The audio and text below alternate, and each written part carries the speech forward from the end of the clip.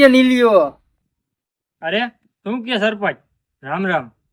એ કામ તમારું એવું હતું કે પાછલી વખતે તમે મને ટેકો દઈને જીતાડ્યો ને એના માટે ધન્યવાદ.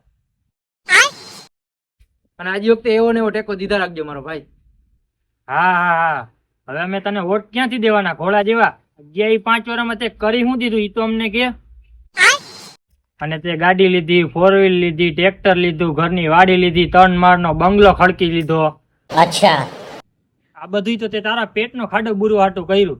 અને માની લે આજી વખતે મેં તને વોટ દઈ દીધો તો આવનારા 5 વર્ષમાં તું અમને કરી શું દઈશ ઈ તો કે.